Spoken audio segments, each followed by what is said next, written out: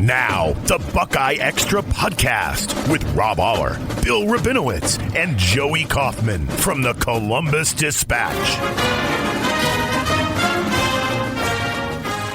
Well, the Ohio State Buckeyes are the national champions. This is a championship recap of the BuckeyeXtra football podcast. I'm Joey Kaufman, Bill Rabinowitz, Rob Oller. Ohio State defeated Notre Dame in the national title game on Monday night, 34-23, to complete an unprecedented postseason run to defeat four teams en route to a national championship. And now they enjoy a special perch atop the top of the sport.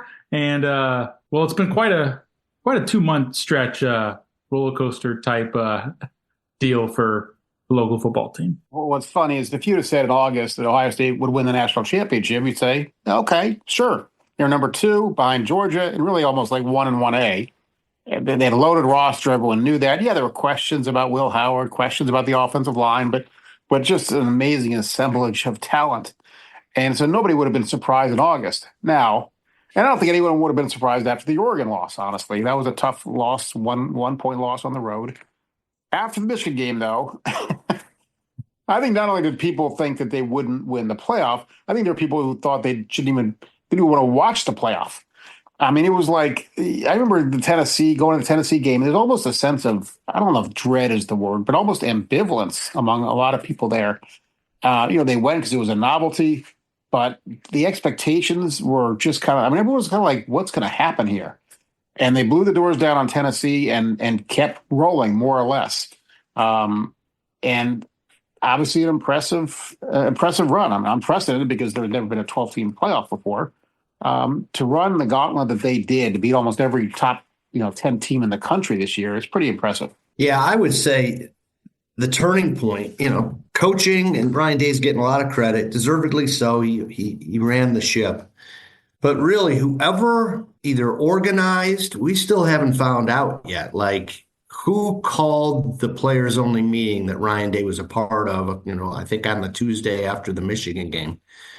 Whoever called that meeting is the MVP of the season, because what came out of that meeting was accountability. It got ugly, it got heated, and yet it was kumbaya at the end. And they all decided, you know what, this is the time where they all prayed. It's a very spiritual, fueled team, and they all kind of came together. The brotherhood cemented even more, and I think they took stock of the situation, said, a lot of these guys came back, could have turned pro, and I think they said, what are we doing here? And they got their act together. They also called out the coaching staff.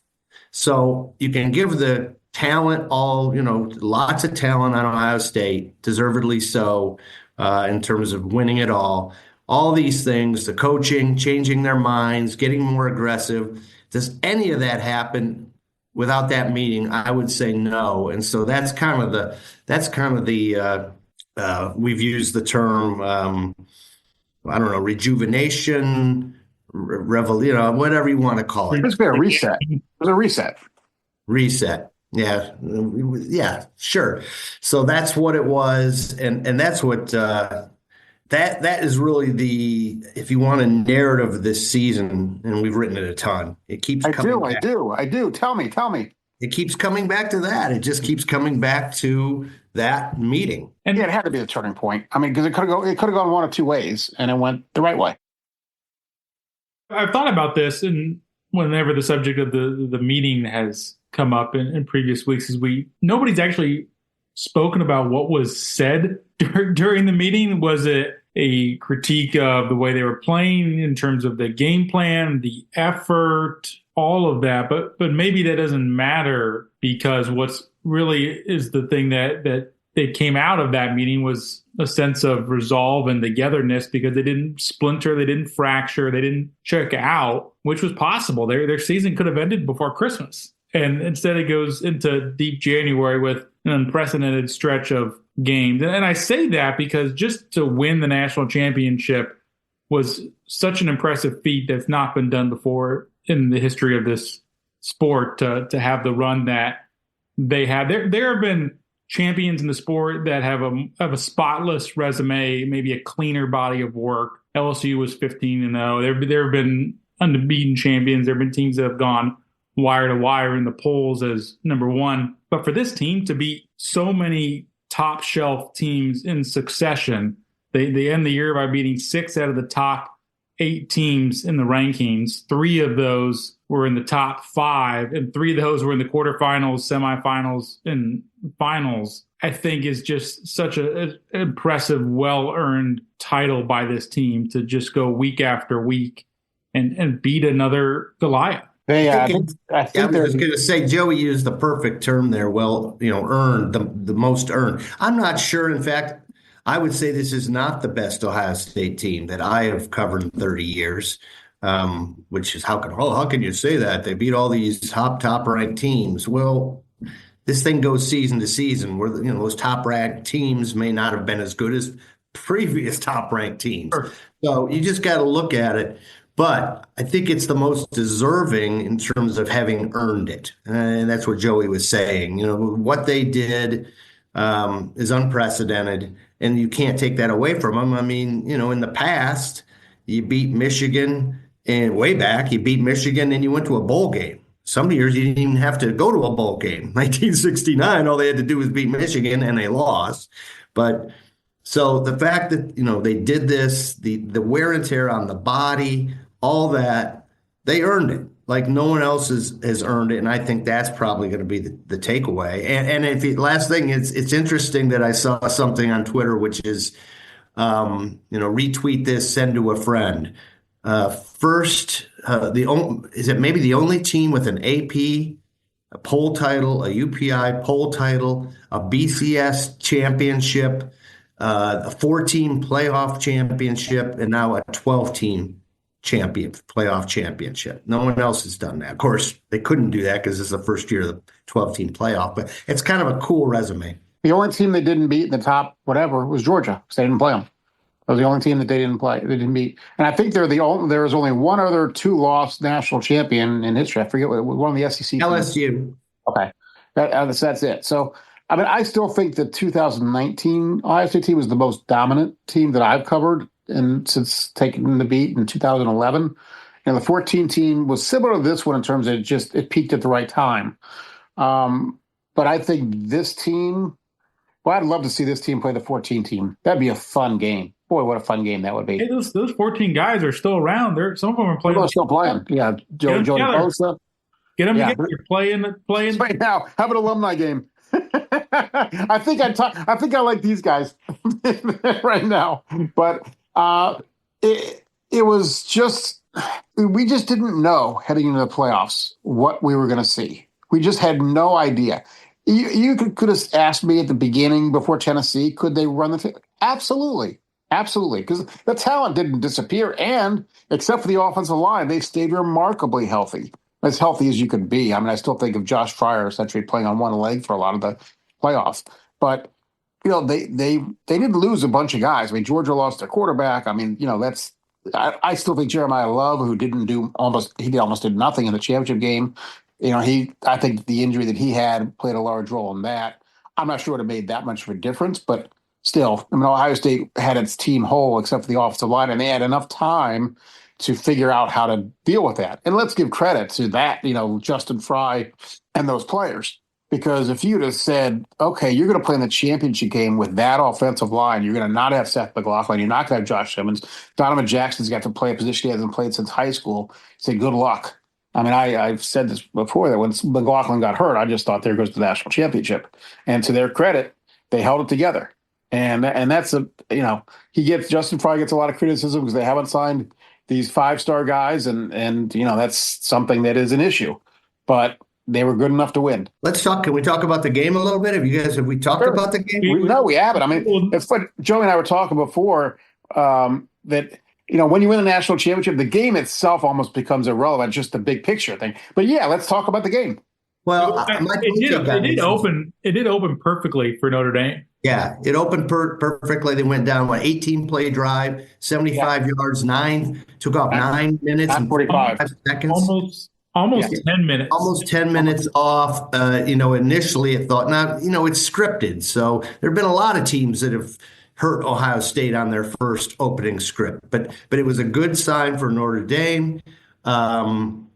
If it didn't enter your mind, you're probably lying, which is, can they stop this? Now, we kind of all thought, well, Notre Dame, you can't just win running your quarterback like that unless Ohio State can't stop it at all, and then you can win. But you figured they'd put more guys in the box or they would adjust.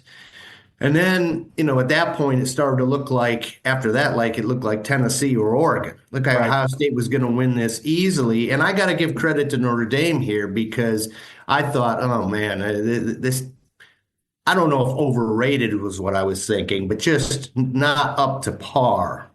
And yet all you heard all week, what we heard was this is a tough team, Notre Dame. They're very together. They're similar to the 2002 Ohio State team that was just tough as nails and conservative and just won it by not making mistakes. Ironically, Notre Dame made mistakes in this game.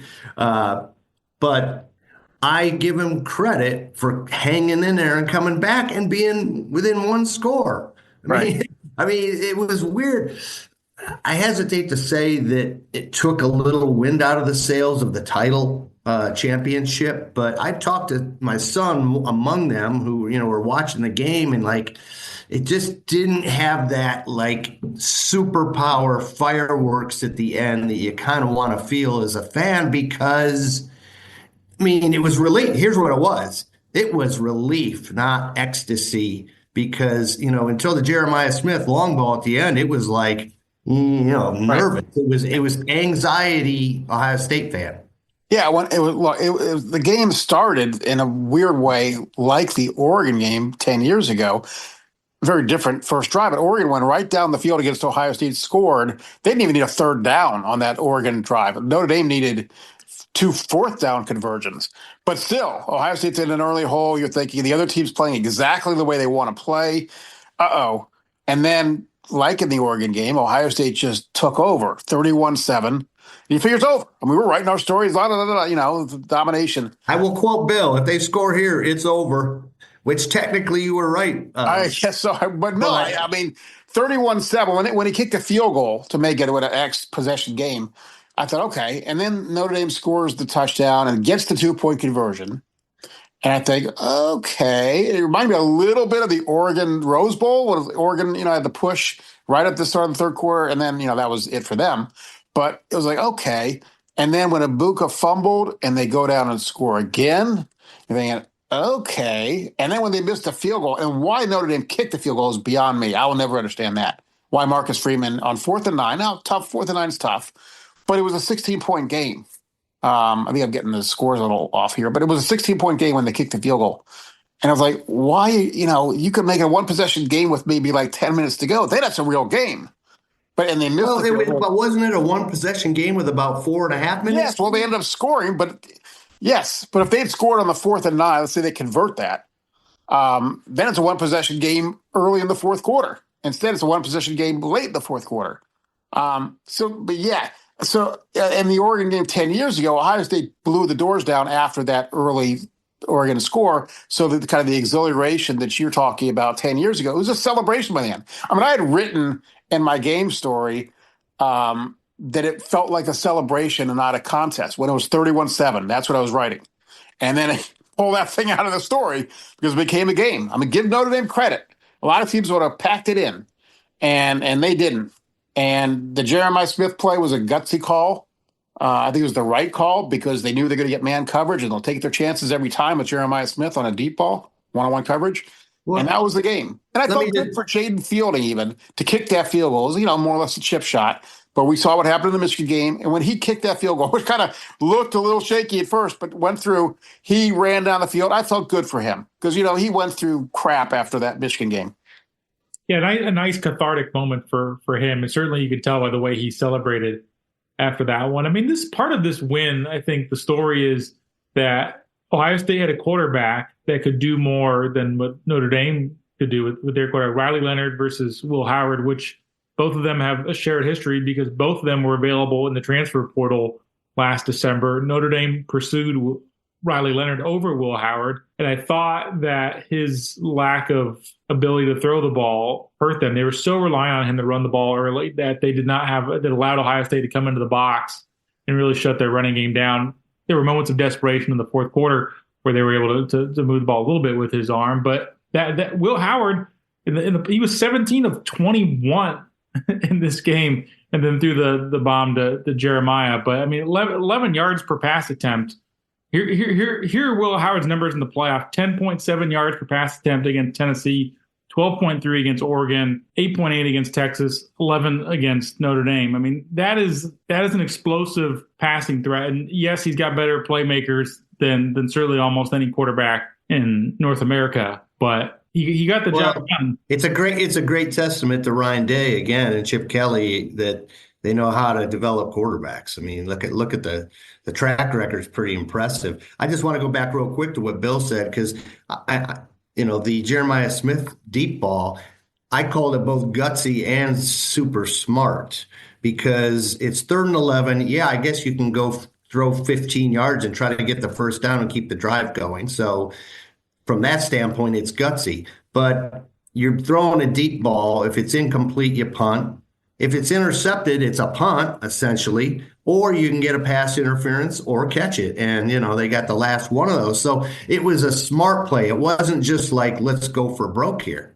I asked Chip Kelly about the call after the game, and what the way he explained it is they had options going into that play. If Notre Dame was in zone and took away the deep shot, they had the chance to check down. They were in man coverage, so they went to Jeremiah.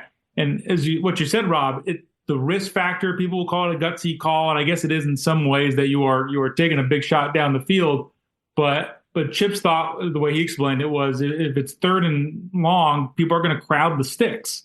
And that's instantly where they're trying to take away is that 10 to 15 yard throw just past the first down marker. So if you can get past that point, you might have some opening, and they did with Jeremiah Smith. Good throw too. What a way to finish it, right? This is the Will Howard story, where he went from a guy who couldn't complete the deep ball, was underthrowing guys, not looking off receivers. He just improved so much. Again, some credit to the development, or a lot of credit by Ryan Day, of getting his footwork. Ryan Day said that if Will Howard gets his footwork right, he's really, really good. So what a way to kind of seal the win, other than to throwing a deep ball that wasn't underthrown, that was right there. And there you go. It's like it's kind of come full circle. This guy is your championship quarterback. If there was a I think it's a Conn Smythe in the NHL. If there was a playoff MVP, he'd be the playoff MVP. You'd say make a case for Jeremiah Smith, but in the Texas Sawyer, Well, Sawyer was. It wasn't just one play; it was the biggest play. But the body of work. Jeremiah Smith was held to one catch for 3 yards. Obviously, Texas decided to take him away. But Will Howard, every game was really, really good. Every game. And the thing is, going into the year, you thought, okay, he needs to be more than a caretaker quarterback. But essentially, that's kind of what he is. Don't be a guy who screws it up. Don't throw. And the funny thing is, he made some bad mistakes. Interceptions and fumbles. And he had a few of those during the year, Michigan, Penn State. But when it mattered in the playoff, boy, he was lights out. And all the other stuff, the leadership stuff. They talked over and over about how when Seth McLaughlin went down in that practice, it was Will Howard who basically bucked everyone up and said, look, this is not over. We're going to be fine. We're going to be fine. In the moment, they talked about what he did that practice. Justin Fry talked about how the next play, Carson Hinsman had to take off the tape from his arm or from his hand because he had to snap the very next rep in practice because you're the center now. And, so they had to adapt and learn and just go with things on the fly. Again, Donovan Jackson, all those interior linemen. It's for a team that was expected to be there, the way that they got there is pretty amazing. You look at the way Will Howard, you talk about the way he played in the playoff, and it was clean. Other than the Texas interception, again, that was the only one, right? That was the one against Tennessee. But you could argue the one against Tennessee was a case where you might take the decision. It was the defensive back made a great play. It was in the end zone. You're being aggressive. The Texas one, that was probably not the right decision. He didn't see the guy. Right. But so really after the first round, one interception, even that first round, so overall I think, and he didn't fumble either. So those two factors I think were very, very important for him, obviously. And it shows what Ryan Day saw in him at Kansas State. He kind of saw, it's like a sculptor just seeing that block of granite and what can you do with it? And, they brought him in and we thought, oh, he's good. But even if you guys remember, like preseason, maybe even at the pro day, was he like throwing to guys? If you remember throwing to guys at pro day, he was underthrowing guys. Devin Brown looked better. And I think early on the deep ball just wasn't there and it all changed. Credit to him. Some of us, I think he used to the fact that Ohio State receivers are faster than Kansas State receivers. But some of it. But yeah, you're right. The development that he showed on and off the field, and think about how hard it would be to come into a veteran-laden team. All these guys have been there and suffered and gone through the disappointment. He's had an up and down, generally solid career at Kansas State, but without the expectations and the pressure that these guys have dealt with for 3 years. He steps into the most important position, and he's got to become the leader because the quarterback has to become the leader. But you can't do it right away. You got to just shut up, show your work ethic, work hard, all that stuff, and then naturally take over the team. And he did that from all accounts flawlessly. He didn't come in as I'm the guy. He came in, let me get to know you, let me work hard, let me earn your respect, and then we'll develop chemistry on the field. It had to be a process, step by step. And clearly he did it because those players, they really liked him. And you could tell by the celebration, it wasn't like, here's our rent a quarterback, right? I mean, a lot of times, here's your rental guy, your mercenary quarterback. He was he was like one of them. Like he'd been there 4 years. And that was his one kind of complaint. That's not the right word, but the one regret, I guess, that he had was it was 1 year. There was you can only do this for 1 year. Yeah, and that's going to be interesting because can you imagine, I wrote this after the game. Can you imagine if he'd have been here for 3 or 4 years, how beloved he'd be? I think he'll go down in history, obviously, like sort of a Craig Krenzel, a better thrower. But it's just you don't know him well. He was as well. He wasn't here. And right. There's something to be said for that. I think with his personality, if he'd have been here even 2 years, 3 years for sure, and then won the national title with the way he's just so likable, that he'd go down as probably the greatest quarterback in school history. Honestly, I don't think that's possible now because it was just a 1 year deal, and the body of work isn't there. That's my take. He'd have been like a Rex Kern kind of figure, right? Yeah, Rex Kern is beloved. Or a Troy Smith. Yeah, Rex Kern, who did not win it. Who did not win it? Yeah, right. Yeah, I think you're right because it's hard to be around him and not smile. I mean, he's a funny guy. He's a lighthearted guy, but he's a serious guy at heart. I mean, it's obviously an important position, but you could just tell he loved every minute of it. He loved every minute of being here. And this is a kid from Downingtown, Pennsylvania, not Ohio State guy, not Ohio guy, but he just loved it. I mean, he was somebody who I think was really shaped by the Michigan loss in terms of the way that really hardened you, and he didn't play with these guys for 3 or 4 years, but that gave him some scars, just like all those other guys, like Jack Sawyer and Denzel Burke and Emeka Egbuka and Trevion Henderson. That was I think of anybody in that game who probably had one of the toughest moments was him, because maybe Jaden Fielding as well, but his performance in that game was magnified, and maybe he was hurt, maybe he had a head injury, maybe he had a shoulder injury or a neck injury. Maybe at some point down the line we'll hear the full account of how that affected him. But the 2 interceptions, I think, just are one of the enduring images of that loss, other than maybe the post-game brawl. But having the ball in the red zone, trying to fit it into Emeka Egbuka in coverage and just missing it, or the one where he's thrown out of his own end zone and gets picked off. And you could feel him after the game, just the regret that he had and the feeling of disappointment. Yeah. Yeah, let me jump in on Michigan real quick because I was talking to a fan uh, before the Ohio State Notre Dame game. Just was on the elevator with a Michigan fan and very complimentary of Ohio State, which was somewhat amazing. But I think she was right in that Michigan was trending up. I mean, Michigan took it to was it Purdue?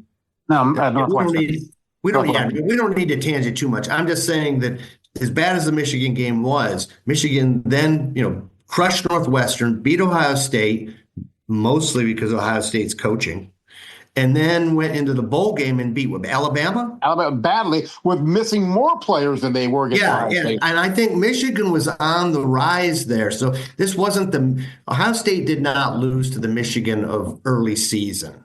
They came a long way too. Now that said, Ohio State should have won the game. I mean, there's no question about that. But everything that could go wrong, including head scratching coaching, went wrong. And last thing and point I want to make there is, this team might needed to have been humbled.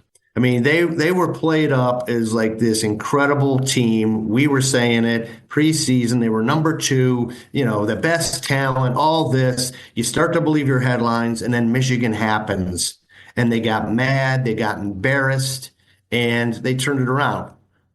We've talked about this already, but I think the humbling aspect we haven't really talked about, and they got humbled. No, and that was always, I think, a difficult part of it, I think, as well, is Michigan, I think, in hindsight, matched up better against Ohio State than we maybe anticipated going into the game, especially the way their defense covered Ohio State, the way they bracketed Jeremiah. Then Texas took it to another level. I think that reminded me of that game as well. Just the emphasis that Texas had to take away Jeremiah was reminiscent of what Michigan did, and even to a higher level. But credit to Michigan for executing that strategy, because Notre Dame, I think, was going to go into this game, we just saw on Monday night, with trying to maybe do the Michigan thing where they milk clock and burn clock and try to bait Will Howard into some turnovers, and they couldn't do it. I mean, Ohio State there was never a moment in the game, maybe unless you think about late in the game, but after Notre Dame's first touchdown drive, Ohio State just never really gave them an opening to climb back into the game at all. Yeah, there was. Yeah, it was this is what just is like confusing to me. Ohio State's defense was so good. I think we called him the MVP of the team. I mean, the bells and whistles, the flash and sizzle of the offense, Jeremiah Smith, all that. But man, look at those defensive numbers in the first through the playoff and through halftime of the Notre Dame game, except for the opening drive. And then credit to Notre Dame for making plays. But I mean, Notre Dame's offense was no better, not as good as Oregon's, Tennessee's, Texas's. And yet they come within that one score. So the thing that got me was, can this really be happening? Can this defense be imploding here? What happened? Yeah, well, they the 4 possessions after the first touchdown drive, they got virtually nothing. And that's when the Ohio State built a 31-7 lead. I talked to Jim Knowles after the game and I asked him about it. He said, that's my fault, because he said that he didn't say this. This is my interpretation of what he said, because I don't remember exactly what I'm not listening to the tape, but something to the effect of, we didn't really respect their passing game. We didn't think that they could do what they did against us. So we didn't practice like the man press, and they were rusty. And Jaden Greathouse made some great plays. Look, and if one or two of those plays hadn't happened, it's a different story. Davis Igbinosun, as is his custom, got a pass interference call on a 3rd and long. If that doesn't happen, they have to punt, and this doesn't even become a game. There was another play they converted 3rd and 19, I think. Well, that's my point, Bill. They did convert.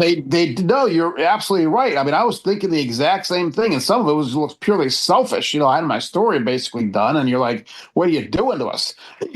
Like they were doing it to us. That's how the writer thinks. But you're right, because we've seen it before. How many times we talk about this? They're great until they have to be.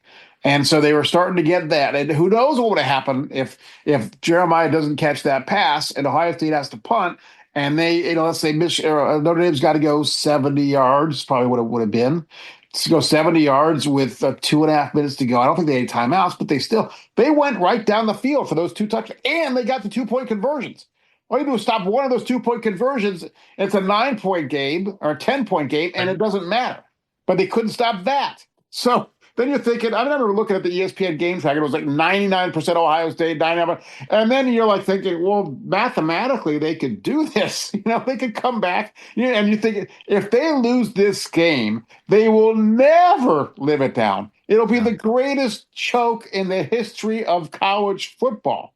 I mean, it would have been you can't even imagine what it would have been like. It'd have been bad for sure. But then, Jeremiah makes the catch and they kick the field goal and all is well in the world.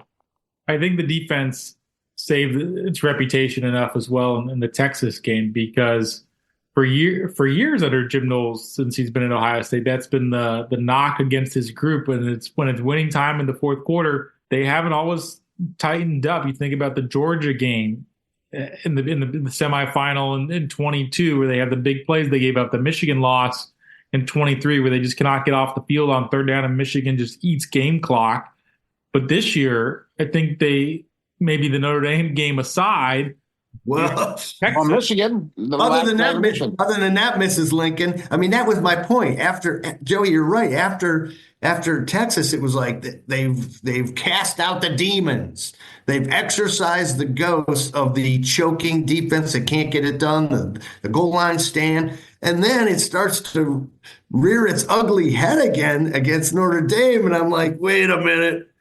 And Jeremiah Smith, actually, I'm giving the credit there to Will Howard, because Smith was open. I mean, he's fast. So, Jeremiah Smith just ran as fast as he could, and the throw was right there. But, Bill, I'm with you. Like, who knows? You do not want to be facing a situation where that defense is tested again. Yeah, I mean, they hit him with big plays. That Jaden Greathouse made 2 30 and 34-yard, I think it was, touchdown catches.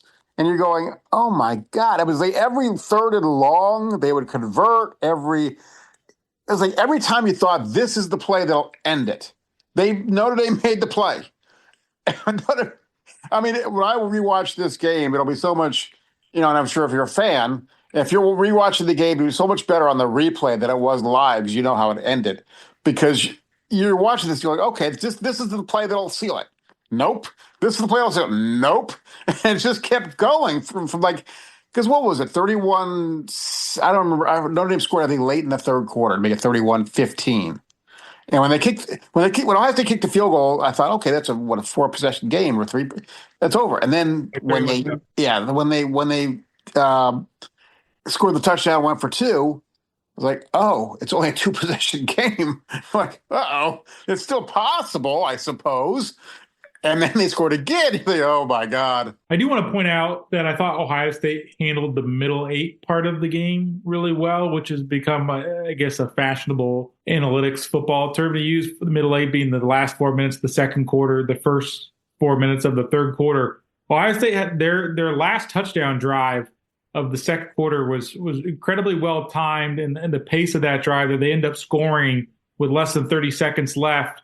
And then because they deferred to the second half, they got the ball to start the third quarter. They score in their opening drive thanks to that long 70-yard run by Quinshon Judkins that set them up. They outscored Notre Dame 14-0 in the middle 8, which is notable because Notre Dame had the largest scoring differential in the middle 8 of games. It's where they've been really effective, where they came back against Penn State and reasserted control in that game. And so, yes, Ohio State gave up some of those late touchdowns, but their success in that part of the game, it went from a 14-7 game to a 28-7 game, and they tacked on the Jaden Fielding field goal later in the third quarter. It's 31-7. I think at that point, it was just Notre Dame did not have the explosive playmakers to come back from that. It's sort of kind of true, but they kind of did. No, they didn't. They lost the game. They didn't win. I know they lost the game, but I think this is where we can just tie this one off, which is Notre Dame earned respect on the way they played, because it was like Bill and I talked, I think maybe it was Bill and I, or maybe Joey, like, this is really going to show, this game is going to be sort of a microscope on Notre Dame of whether they're legit or fraudulent. Because if you remember, they played and got blown out by Alabama. What year was that? 12 or? Well,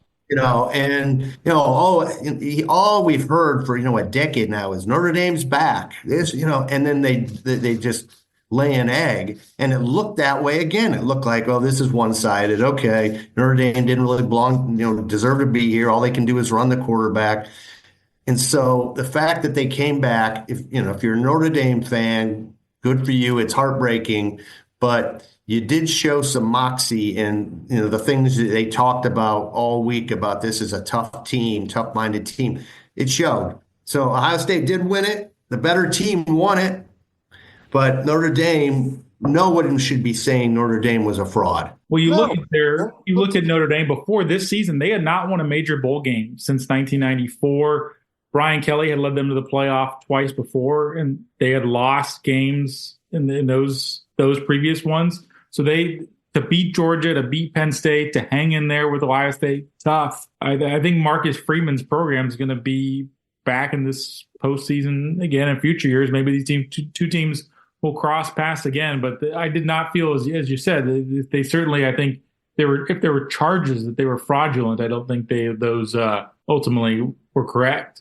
I remember Brian Kelly left Notre Dame to go to LSU thinking that you couldn't really win a national championship at Notre Dame. That's why he left. It hasn't worked out well for him. I will say that even when it was 31-7, I thought it was all Ohio State just playing to its potential, and then nobody, with the possible exception of Georgia, nobody could hang with them. I didn't think this is a bad Notre Dame team. I thought, well, Notre Dame is Notre Dame, and Ohio State is at a different level.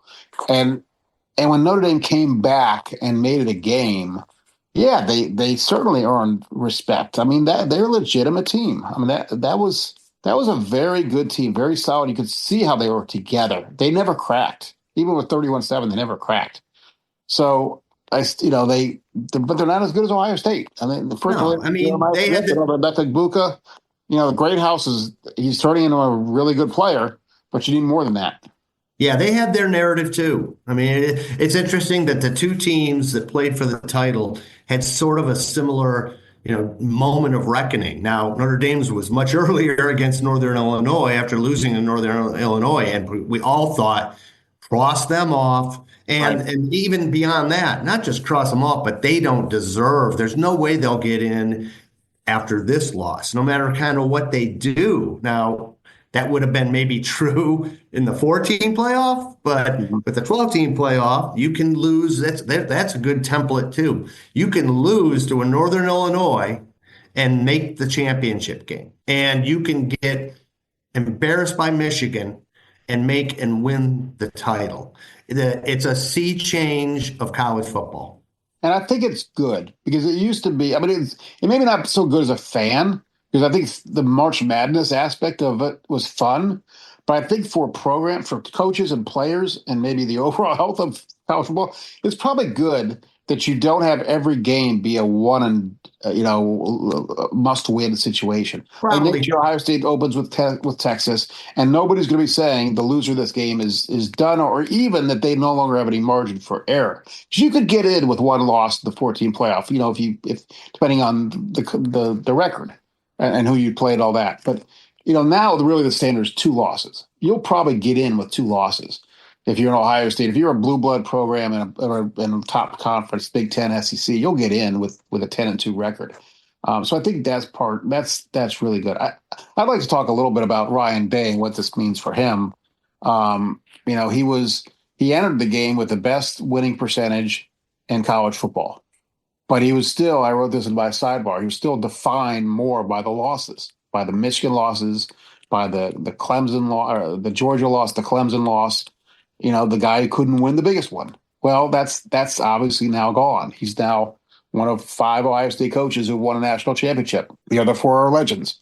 He's in his 6th year. He's still a young coach, relatively speaking. He's got much more to do, but he got that monkey off the back. He went from 2-5. I think I have this right. He went from 2-5 against top 5 teams at the start of the season, Right. and is now 7-6 in against top 5 teams. That's pretty good. You lost to Oregon, then you beat Indiana, Penn State, Tennessee. No, it wasn't Tennessee. Notre Dame, Texas, Oregon. But the point differential in those games is pretty impressive too.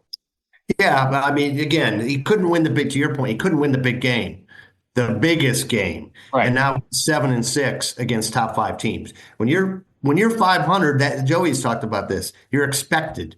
I mean, you shouldn't be in some ways better than 500 against top 5 teams. They're all really good. The fact that he's now above 500 against top 5 teams, most guys would take that. It's an image makeover for him. I think this run, more than anybody involved in the program, it's a total revamp of how he's perceived nationally and certainly locally in terms of his success.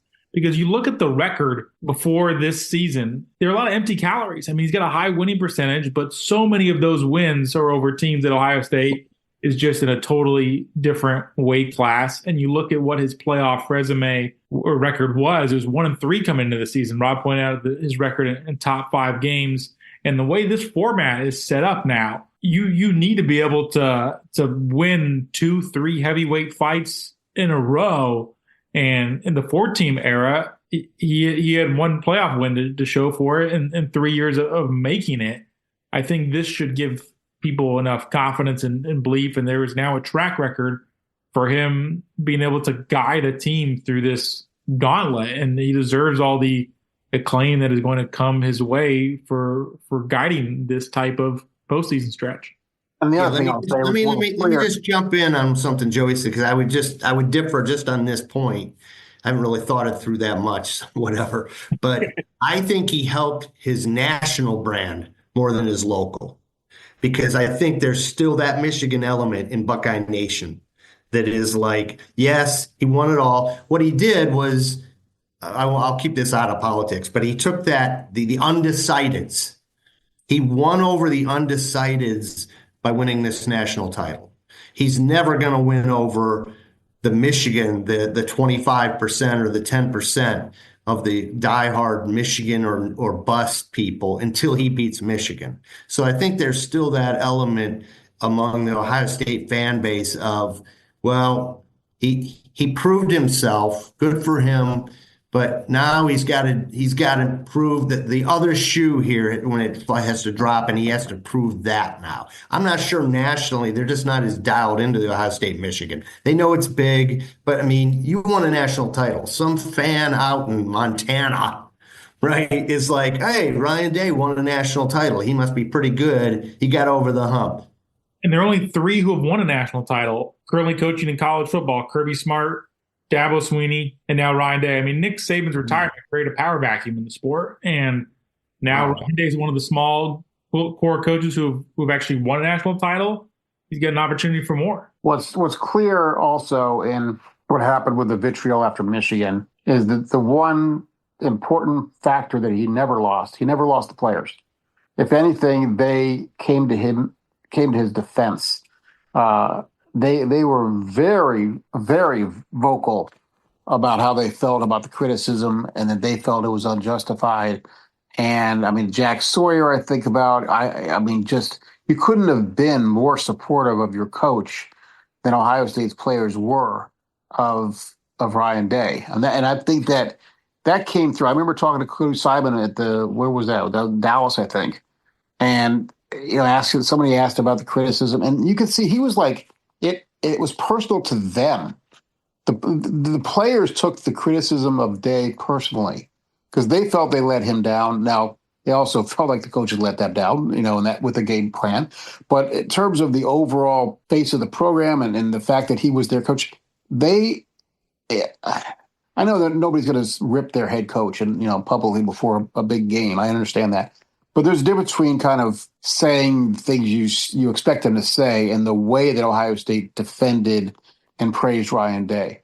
I mean, and look at the celebrations on the field, the way he hugged Jack Sawyer and Josh Fryer. And that wasn't just a coach-player winning a championship. That was like, they were like family. I mean, you could sense it in them, the way that they felt about winning this together after what they'd been through and the criticism that they had taken. It's sometimes with the players, it's more about just what's your motivation. Not that they're going to bash the coach or anything like that, but just do they have the resolve to push forward? Do they have, or is it just they're going through the motions? It was a clear positive. It was a clear rallying point for them to come to his defense. Said it before, guys. You wouldn't go all in with me, but the best thing to happen to Ohio State was losing to Michigan. I think it clearly helped them win the national championship this year. I mean, I don't think it needed to happen. I don't think they had to lose to Michigan because I think that's a little bit defeatist. But in looking back on the season it was clearly a turning point and it clearly moved them forward. But I don't think that'll be the unanswered question. That's the great question. If they beat Michigan, do they win the national title? Well, I don't know. I just don't know. That was kind of what I was going to push back a little bit. I'm not saying you're wrong because there's no way to know. But, I think in some ways the loss to Oregon was a slap in the face too. Not in the same way because it was a tough loss, 1-point loss on the road when, it's not the same. It wasn't the same. But they didn't rally after that, really. No, they struggled against Nebraska. But let's just say that they took care of business against Michigan. They would have been and let's say they beat Oregon in the Big Ten championship. They'd been the number 1 seed. They would have probably played Oregon in the Rose Bowl again, right? I mean, Oregon would have been the 8, and Oregon would have beaten Tennessee, let's just say. Or whatever. I mean, who knows what the bracket would have been. Maybe they don't beat Oregon. What?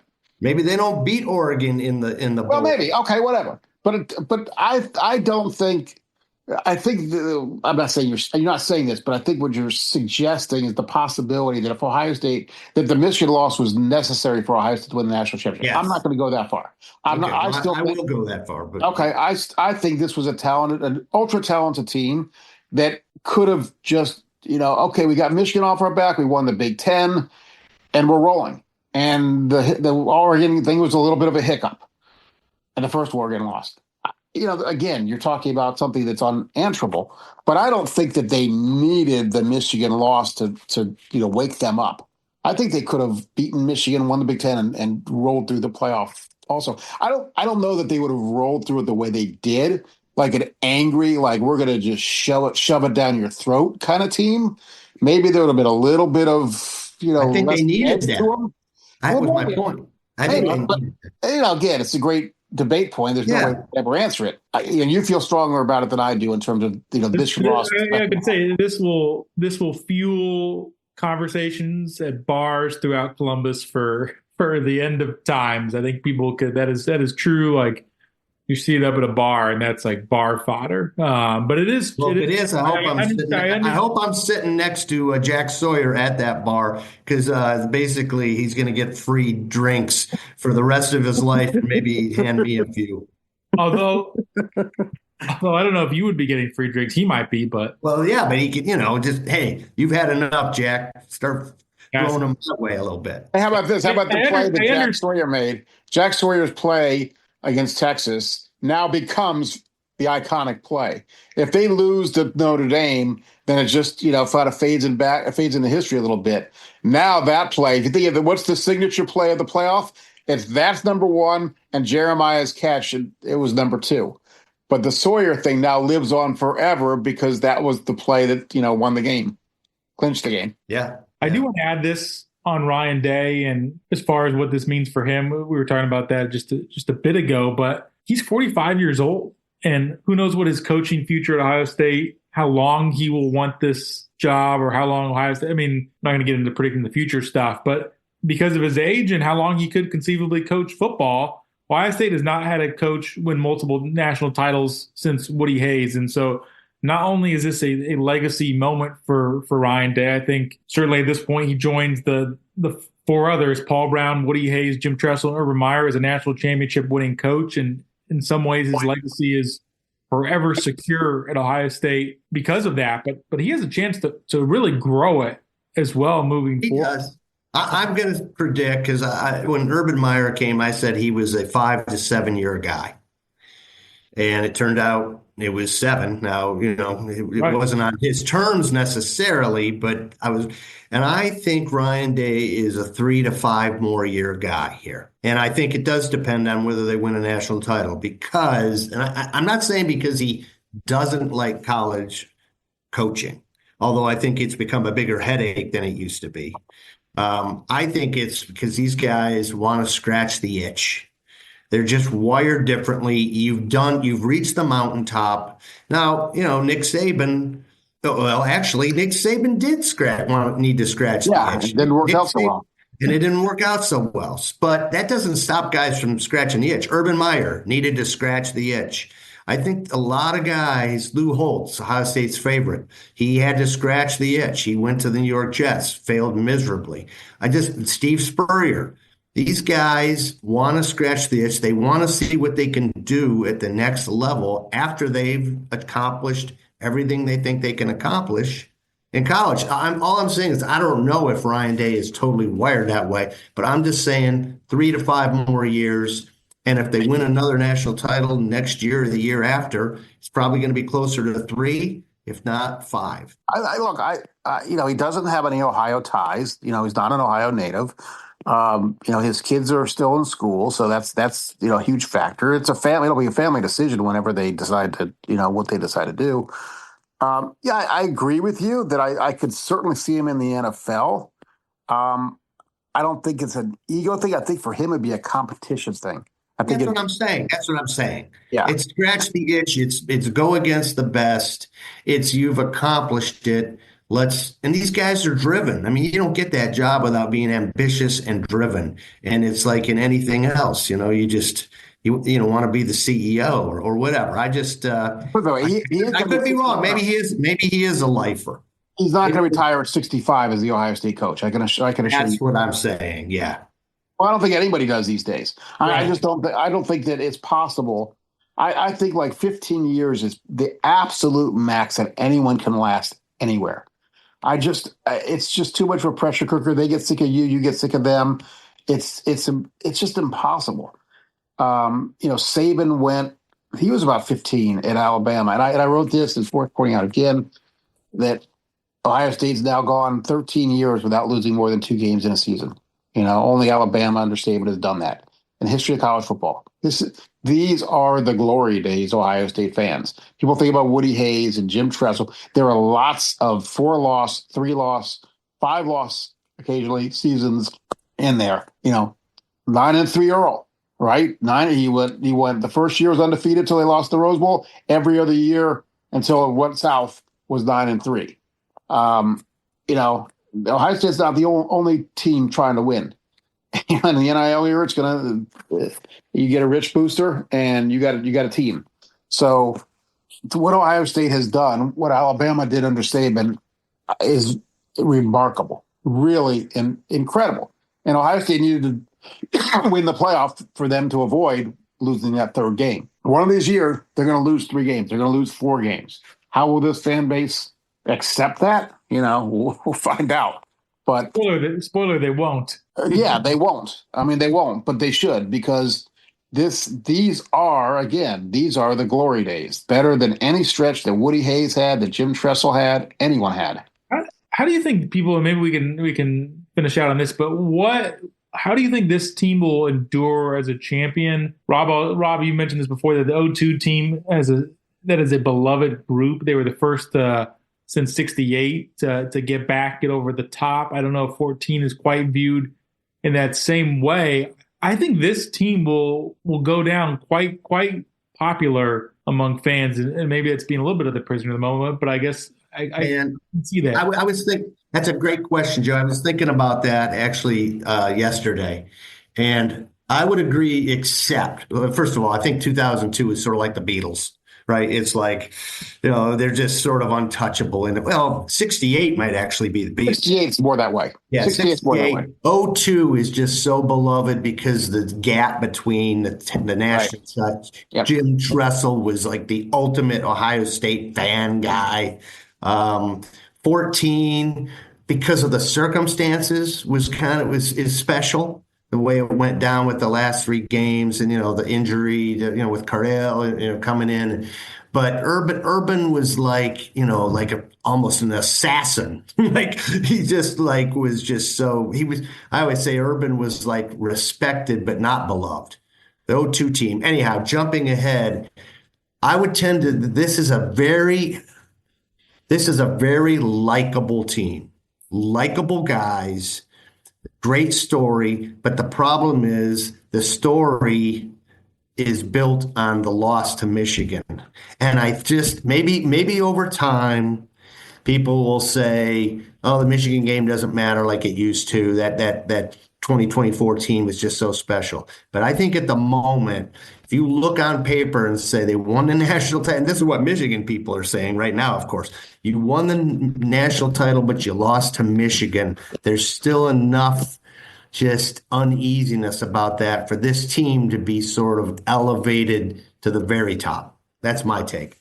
I think that's pretty fair. I mean, I do think that's a blot on the record that stain on the record that can never be cleaned.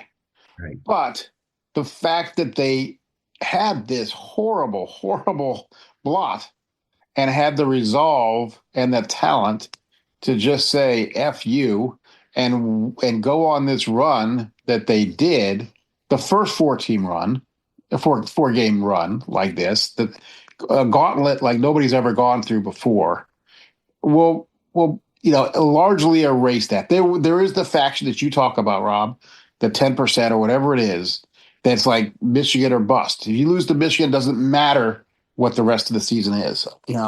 I think those are the small minority, but there are those people. There are. And even more casual or more, less crazy Ohio State fans understand it's a big game, and they blew it. They did. There's no denying it. There's no excusing it. They did. They spit the bit. And your number one enemy, your mortal enemy, is going to remind you of that all the time. It's already happening. My son's best friend is a Michigan fan. It's like, yeah, we've still got that on you. And I told my son to fire back at him. Okay, here's the deal we'll make. You can just get on us about, losing to Michigan when you won the title, and we can call you cheaters for when you won the title, and you only won it because you cheated. Is that a fair deal? Oh, no, So, I mean, I'm just saying that plays into it. You're going to be reminded of this by your enemy. If Ohio State had the roles reversed and Michigan, lost to Ohio State and won this four-game playoff, Ohio State fans would be saying the same thing. Say, well, we still have bragging rights over you. We beat you. Absolutely. So, of course, Michigan's going to do that. Ohio State would do that. Any fans would do that. We beat you. And that tarnish is too strong. That's just a little blip why I don't think this team, again, I think this team has one of the best stories. So to wrap it up, Joey, to answer your question, I think this team is, well, I mean, there's not that many of them, 7. Some people think more. My theory is that this team will maybe eclipse 14 in their popularity because, I mean, they just gave, by virtue of their, and this is hypothetical, just speculation, and maybe I'll send out a text to the text subscribers and I'll get some actual fan feelings on it. But I mean, they gave people 4 games worth of extra memories and games that you wouldn't have ordinarily gotten in past iterations of the playoff or postseason format, BCS, full era, all of that. You have the home playoff game in freezing temperatures against Tennessee where you have this invasion of volunteer fans. You have the Rose Bowl against Oregon, and maybe you're a Buckeye fan who live on the West Coast and you got to go to that game. You have the Jack Sawyer Rumble Strip 6 against Texas, local Pickerington kid. Then you have the Midwestern title game in Atlanta where they win it. So the longer format, I think, allows you to maybe deepen your connection with the team when you go on a run like that, rather than just having this one-off bowl game after 6 weeks of practices. So I think it allows you to maybe have a deeper connection because of how long the season is. I think that's fair. One thing I would say in favor of 14 And again, I don't know. I think this is like saying, what's your favorite pizza? It's just subjective, right? It's like but 14, they beat Alabama. And I don't care. At that time, Alabama was the evil empire. And Nick Saban was, Nicky Satan.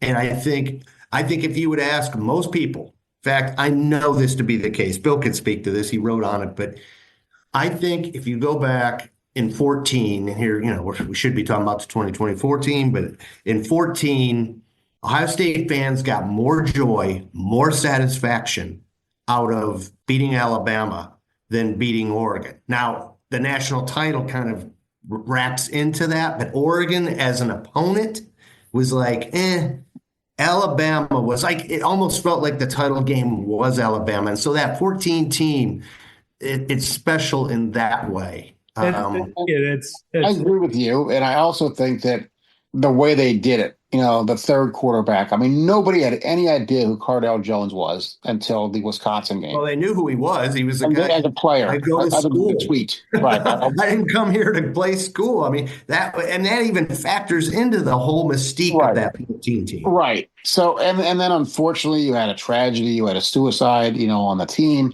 So it was such a roller coaster emotionally for that team. You lose Braxton Miller, you lose JT Barrett. You have this guy that nobody's heard of as a player, except for the tweet, and he goes out and right away lights it up. He and Devin Smith against Wisconsin, and then they were on the outside looking in to get into the 14 playoff, and they beat them 59-0 to get in. They'd have beaten them like 31-0. They don't get in. They had to beat them something like 59-0, and then they beat big bad Alabama. And then they, of course, against Oregon, which did seem almost anticlimactic to a degree, even though Ohio State was an underdog in that game. I mean, I knew Ohio State was going to win before they played, basically, because I saw Oregon's size in the media interviews. And I thought, no way. No way. I mean, that's the way I thought. I was going to say, just to come full circle, 0-2, I did forget one other thing, which was the close calls, the Holy Buckeye, but they beat Miami, which was the unbeatable. Now, Joey's always points out correctly that the year before, Miami was even better, and that was like one of the greatest teams of all time. But that mystique was still there. It was Miami. They were the big bad Miami. So there's a lot of little factors, the pieces that fit into this thing. But to Joey's point, I think that, again, this team will go down in history as the most, in a way, hardened, galvanized, and deserved it, earned it than any other team. And they did. I think your point about dethroning Alabama in 14 is a good one. And same with Miami in 02. There was no team that they beat along this way that I think just had the animosity that any of those two teams had. Miami had a 30-plus game winning streak when they lost to Ohio State. I mean, everybody had a bullseye on them. This year, the team that everybody had a bullseye on was Ohio State. Yeah, exactly. Let me say this. I think this would have been, if Ohio State had not played Notre Dame the last 2 years and didn't have, if this had been like you haven't played Notre Dame in 20 years, this title game and beating them would have been just unbelievable, because there is animosity toward the Fighting Irish. It's still there, but because they're 7-0 now against Notre Dame, their last 7, I think. Notre Dame has not been in the 30s. Right. So I just think that, that kind of diminish is the wrong word.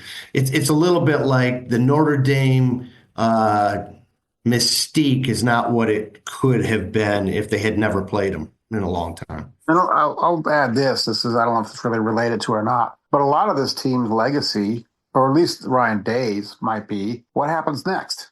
Because the 68 team was followed by the 69 team, which was Woody Hayes' best. That's been his words. They lost to Michigan 24-12. If you say 24-12 to old people now, they shudder. It's, even now. The 2002 team, I don't think the 2003 team had the same expectation. That was a veteran team. So I don't think it was. That was the Claret thing, too, was Gatman. Yeah, Claret was only a one-year player. But 2014 was this loaded team. And next year, the 15 team was supposed to be an absolute juggernaut, and it wasn't. They ended up losing to Michigan State. next year's team obviously is not going to have the same kind of pressure, and it shouldn't. It's going to be a very different team. But if Ryan Day can somehow sustain this, and I'm not saying win it next year, but be in the hunt, maybe make the semifinals or something like that. And then the next year when Julian Sayin presumably is a year older and these guys have a year under their belt, and maybe they win it again, then I think you're talking about something. Think about the gaps between these championships. It's 54 and 57, fine. And those are split titles. Then you have to go to 68 and then nothing for a generation and then nothing for 10 more years roughly, then another 10 more years. So a lot of this, is this the start of an Ohio State dynasty, in other words? Not just where they're great, but they are, every third year maybe winning it. When I mentioned that there's Nick Saban's retired, that there are only 3 active coaches who have actually won a national title, his retirement created a power vacuum where there's no true elite coach, dynasty, superpower, and Georgia might be the closest thing because Kirby Smart's won back-to-back titles this decade, but the other national championship winning coach is Dabo Swinney, and they don't feel especially close to winning a national title, even though they made the playoff this year. But their last title was in 18, which was college football years. That might as well be 20 years because that's pre-NIL, pre-prevalence of the transfer portal. Well, I will say that Saban contributed to this year's championship because Ohio State doesn't get Caleb Downs if Nick Saban doesn't retire. I think what's interesting is I was about to say that I think it's going to become more challenging to win back-to-back because of the 12-team playoff. But then you go back and you look at before Georgia. I mean, it wasn't that easy to do before the 12-team playoff. So it's like, is it going to be tougher with the 12-team playoff? You would think so. It's like, let's face it. This thing's moving more toward the NFL, right? Right. Of course. I mean, and so how many back-to-back NFL Super Bowl champs are there? Like, right? Yeah, you got to become the Chiefs. But the difference is the Chiefs have had Mahomes the whole time. Right. If you have a stud, he's gone. Right. Right. You got to find I think the right quarterback at the right time with the right supporting cast. Yeah. So just winning back-to-back titles probably is going to be harder than ever, and it was already really hard. Well, if Ohio State does it next year, it'll be unprecedented. They've never done it. Right. Georgia is the only one who repeated in the playoff era, in the 4-team era for what it's worth. Bama repeated when the BCS was in effect. USC repeated in the aughts, 03 and 04. So it can be done, but it's challenging. I mean, as you said, Ohio State's never done it, but I do think the pressure will be off. I mean, sure people would love to see them go consecutively, but for Ryan Day to get the monkey off his back, to get over the hump for the senior class to finally get it done. They've been 0-11 in terms of their major program goals up until this one. Yeah. And let's face it, what's the challenge next year isn't repeating. Everyone's focused now. They won the title. What do you have to do? You have to beat Michigan. Now, you have to beat Michigan every year. But I think for Ryan Day, in some ways, that's the only box that needs to be checked now. And in a weird way, that increases the pressure to get it checked. But you have that, what's the word, the insurance policy now of having won it all. So I think that actually that'll help him. I think they need to, and they can never say this, of course. They need to de-emphasize not the rivalry, but the way they approach it. They have to approach it as not just another game. Obviously, we don't do that. But in terms of life and death kind of thing. I would, I've said this before. I'd get rid of, and Joe, I think disagrees or so. I'd get rid of the never saying Michigan. Team I think in his heart of hearts, Ryan Day would like to do that. You make it the rival. It's a big game. They're very good up there. You start giving them some credit. I think the one way to de-escalate this thing is like, you know what? Michigan's really good. They've beaten us, and sort of like become almost humble about it. Turn yourself sort of into an underdog and just take the pressure off. But Ryan Day now has the cachet to be able to do that. It's almost like, I may be reaching here, it's almost like Ryan Day has still been in Urban Meyer's shadow a little bit. Like, Urban started the whole never saying Michigan. I think Tress did some of that. So I just think that Ryan Day now has an opportunity to mold this thing the way he wants to mold it in terms of Michigan. Now, he may not know any different. He may not know any better, but there's no question that Michigan's inside his head. And They need how do you get them out? How do you get Michigan out of your head? You win a national title, probably. No, I think all that is all that is true. And look, who knows what Michigan's going to be? I'm surprised, and not that I've done any thought or thinking at all about next year. I have no idea who's good next year or not. But like the early 2025, top contenders, Ohio State's right there. I mean, That's brand and NIL. I guess, but I'm thinking, no. I mean, we could go through the roster and say, yeah, they're going to be pretty good. But let's face it, I'm thinking who they lose. I mean, my God, they lose almost everybody. You have Jeremiah on offense, you have Caleb Downs on defense, and those are hell of a great foundational pieces. Of course, you couldn't have better foundational pieces unless you had a starting quarterback back. But you still got to have. I mean, we think these guys can be impact players in starting roles. The Caden Currys of the world, they've been impressive in what they've done, but it's different being a starter. So to think that Ohio State and Texas, I've seen Ohio State, Texas, Penn State, because Penn State trying to do what Ohio State did. They're bringing back their guys. James Franklin factor is always there. But, Ohio State's not like number 10 in what I'm seeing. They're like right there. So we'll see. I mean, Julian's saying top quarterback in the class. We'll see. Yeah, we can get into some of that roster stuff here in a few days once we hear some news on the NFL draft decisions with a handful of guys and the portal officially closes. But what's your guys' prediction on who stays and who goes? They're really like three guys. Yeah, it's a much smaller class this year. Quinshon Judkins, Davison Igbinosun, Sonny Styles, because it was so senior heavy. 13 of the 22 starters this year were seniors. And then you have guys who so it's a smaller junior class. I would say the first two names would be likely to go. I'm not sure about Sonny Styles, but Igbinosun, if I can ever learn to say that, and Judkins. Although, yeah, I think if you're a running back, you go because the mileage, the tread on the tires. He came to Ohio State to not get run into the ground. Right. So, I mean, I think there's a 99.9% chance Quinshon Judkins enters the NFL draft. I think there's probably a 80 plus 65% chance Davison and Igbinosun goes in there. I think there's probably a 40% chance that Sonny Styles goes. I don't know. These are guesses, of course. Joey, what do you think? Sonny and Davison feel more like 50-50 calls to me. Sonny, I think, maybe a little higher than that in terms of him staying just due to the local ties. And he's younger, too, because he reclassified in high school. He didn't turn 18 until late in his freshman season. So that makes him 20 now. He won't turn 21 until late next season, which makes him a little younger. So I don't think you have the pressure to go as much when you're younger than Quinshon because of all the mileage that he has as a runner. You think he would go, but well, I guess I'll be shocked if Quinshon Judkins is back. Absolutely, it is. And let's not forget. Don't forget, guys. They got the ring now. I think that's a big like. Why would Quinshon come back?